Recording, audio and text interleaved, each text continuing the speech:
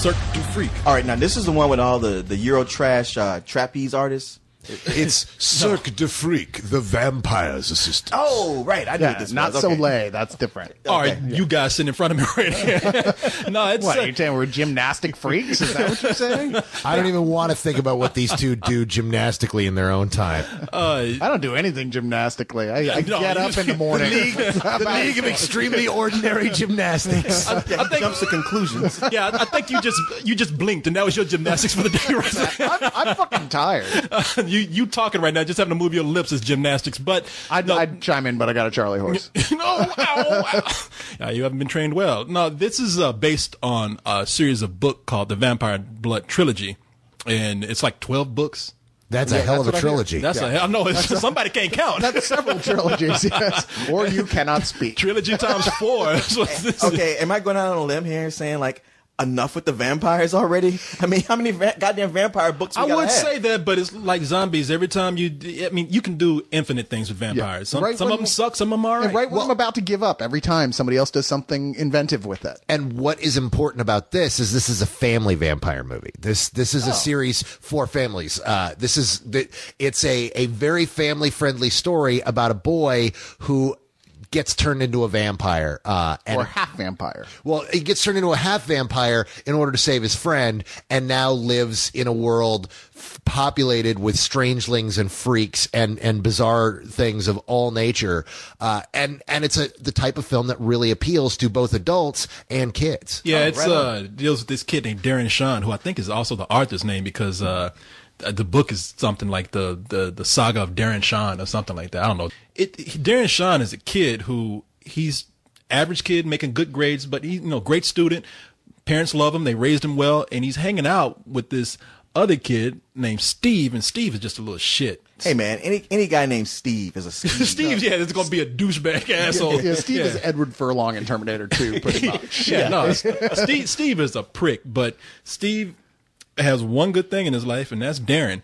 And one night, the circus comes to town, and it's a really weird circus. It's not even a circus; it's actually a freak show. Yeah, it's a freak show. And they find a ticket to the freak show and get invited to go see this bizarre freak show. Yeah, the titular Cirque Du Freak. Yeah. Is Tim Burton involved in this movie? Because he loves No. throwing circuses and freak shows. Well, we will bring that up in a little while. So they go into the fetishes of Steve and Darren, which they like leather and fucking each other. No, they go into What movie did you see? Wow! Did I walk into the same film? Wow! Same family vampire movie. Isn't that something I usually say? What are you doing? No, they step walk. on my- Well, it involves 15-year-old boys, so that falls into Corey's That's court. true. That's not my territory. Damn, boys, this ranges every week. What am I going to be into next week?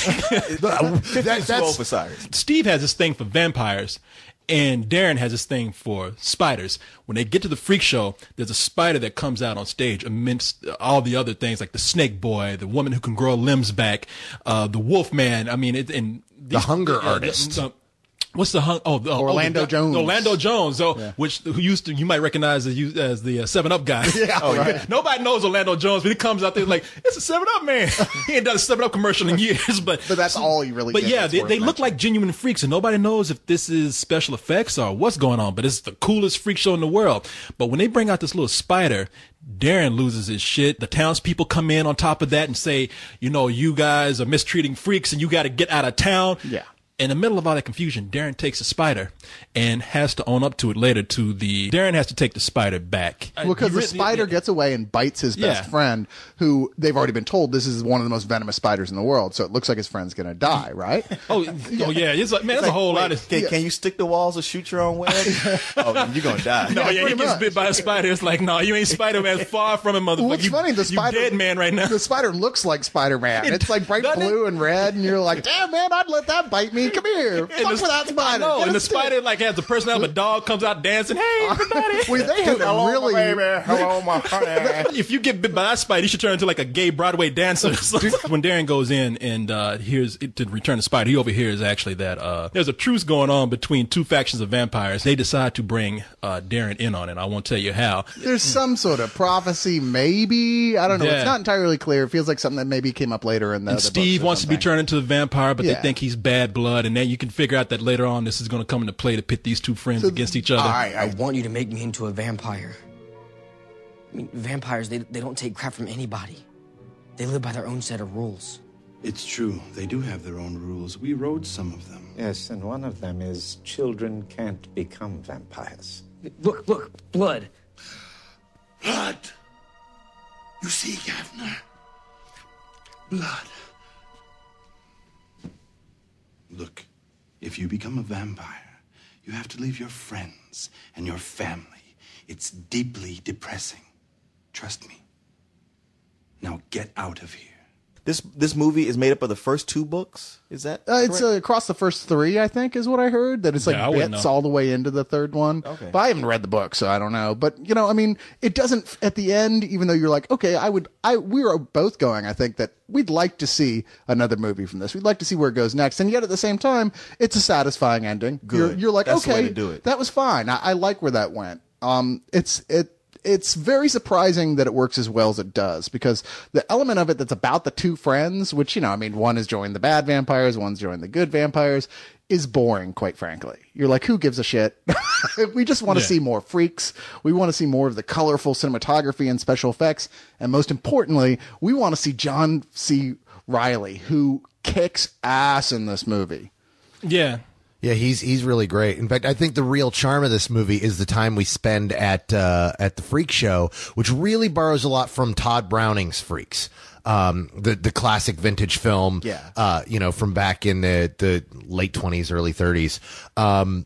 Which is entirely about, all these people who are freakish living together and being treated normally and having their own society. And that's exactly what this kid falls into, because now he's a half vampire. He's different, but now he's befriending people like the Snake Boy and a girl who has a mysterious, freaky nature, and all these weird people, and getting to know them as people. And so it's a film entirely about everybody being different and accepting that and coming to grips with what you are. Oh, well, now that he's acclimated to the freaks, we got to get him signed up on Spill. I'm pretty sure he has an account. I will say this, Salma Hayek is the hottest bearded lady you've ever seen. Oh, yeah. Salma Hayek is the bearded lady. And if you look at that and you're thinking, don't ever say you won't do a bearded woman, because she is hot. You do her. You would do that. You would find a way to white that shit out in your brain. John C. Reilly is the foppish vampire in question, whose the whole reason he works is that dry humor. I mean, it's very dry wit. He's not the pretentious jackass vampire we've gotten used to lately. He's a guy who's lived for several hundred years, and he's not bitter, but he's a little cynical. Wait, I'm sorry. Has there ever been a vampire who wasn't kind of a dick? Yeah, well, and it's not that he's not kind of a dick. He is a little bit of a dick. He's just not a pretentious dick. Yeah, That's Count the important Chocula. thing. Hey, he's cool. let me ask you something. How great was it to see John C. Reilly in a role where he wasn't the fucking idiot? Yeah, that's true. And he was definitely, like, in many ways, more so than the kid, who was kind of, boring, really. He was really the protagonist of this film in many ways, because he's the most interesting You talking about the character in lead it. kid?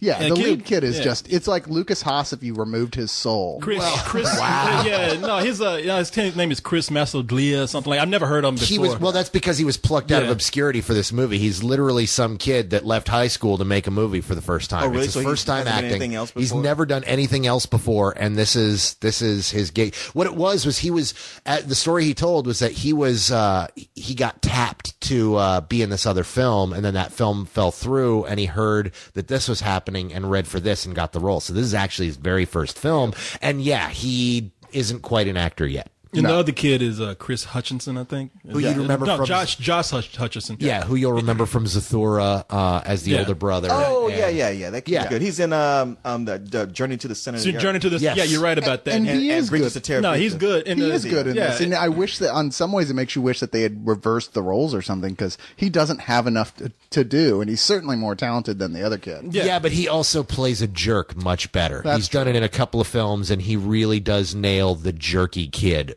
perfectly. And this is directed by Paul Weitz, who American Pie. His brother Chris Weitz, American Pie. Both of those guys are in Chuck and Buck. Yeah, he did that Chris Rock movie Down to Earth, American Dreams. Yeah, they did a lot of stuff together. He's working on his own on this one, and it's cool because he took some notes from Tim Burton, not literally, but I mean he's definitely took like some inspiration from this, and he's done well with the freak parts. When they had the freak show going on and you don't, when you go to like this secret hideout of all the freaks where they're camping out, I mean, you just see all these things in the background, and it's very Tim Burton-ish, and you see little creatures running by, and it's a lot of fun when you get to the freak part. The part I did not like was when they did get into the vampire parts. Even though I really liked who was the other William Dafoe? Willem Dafoe.